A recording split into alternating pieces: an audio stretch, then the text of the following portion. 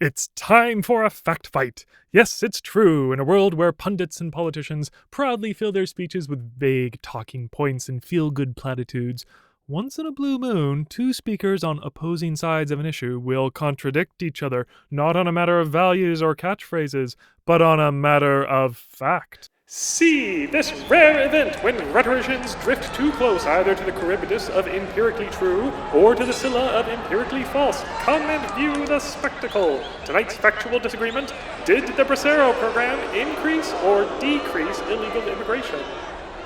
It's such a rare pleasure to stumble upon reputable opponents who disagree on a point of fact. That's why it was a thrill for me to be reading through a collection of essays on illegal immigration and discover that within a few pages of each other, two essays on directly opposite sides of an issue cited the same historical event as evidence of their position.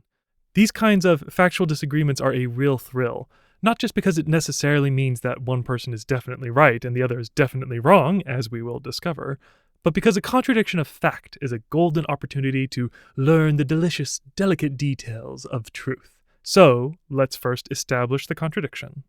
The first claim is from Mark Krikorian's article, "Amnesty and a Guest Worker Program Would Not Solve the Illegal Immigration Problem," where he says this: "Not only would the guest worker approach not end illegal immigration, it would almost certainly increase it. The largest flow of illegal immigration in our history before the current wave came during the Bracero program, which imported Mexican guest workers during the 1950s and early 1960s. But wait, 10 pages earlier is an essay by Cesar, Conda and Stuart Andersen. Amnesty and a Guest Worker Program would solve the illegal immigration problem. In this essay, the authors say the following: "The absence of avenues to work legally in the United States is a primary reason for the current levels of illegal immigration. This can be seen clearly by looking back at the Bracero program, which allowed foreign agricultural workers easier access to U.S. jobs.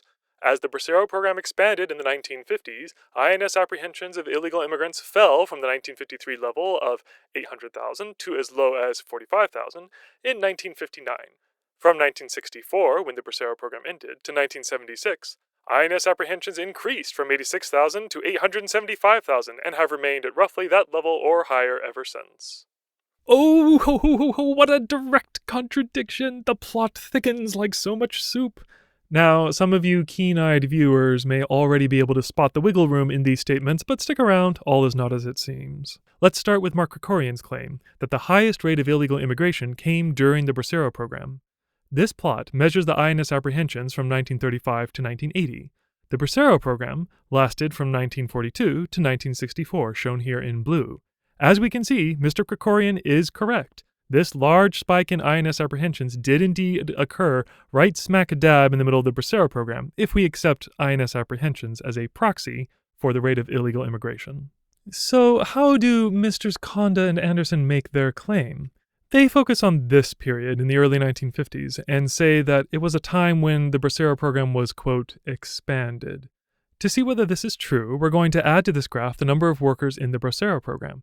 And yes, the Bracero program did indeed see a large increase in the number of workers it accepted in the 50s and 60s. This very low rate of apprehensions did indeed occur during the Bracero program, and the apprehension rate steadily rose after the end of the program.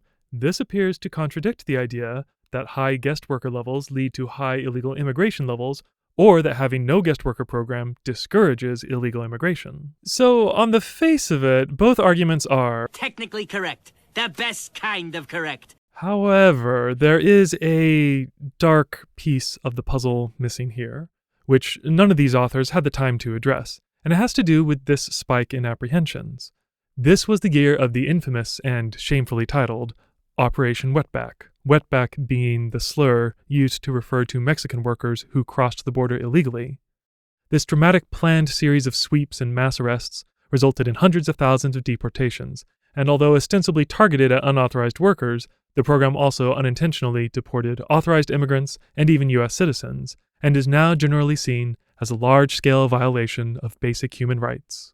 The authors of both articles we've examined here use INS apprehensions as a proxy for measuring illegal immigration, and I would argue that understanding Operation Wetback shows the problem with this approach. This dramatic spike in apprehensions and the sudden fall afterwards likely both stem from the sudden rise and fall of funding for the operation, which was over after only a few months. None of these authors were technically incorrect, but I don't think either side makes a compelling case with their appeal to the Bracero program. I also hope my viewers are wise enough to avoid making further conclusions from just these numbers alone. I'm sure open border advocates may be tempted to see these low numbers as the result of allowing more authorized workers and decreased enforcement. Similarly, restrictionists may see the low number of apprehensions as a vindication of Operation Wetback, the result of an enduring fear of deportation caused by the operation. Neither of these views is well supported by the data. The number of yearly apprehensions, like deportations, is one of those metrics that is ripe for the post hoc fallacy. For every rise or fall on the graph, it is tempting to find some event that came before it that fits the preferred narrative.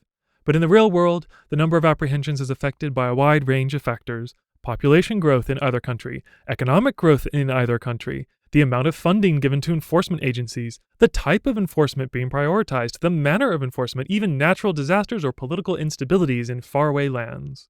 Each of those can affect the number of border apprehensions, and a circumspect approach to the immigration debate will resist the natural urge to oversimplify and blame the rate on one thing or another. To wrap up this examination, I want to make it clear that I am not accusing any of these authors of being negligent or in brushing over the details.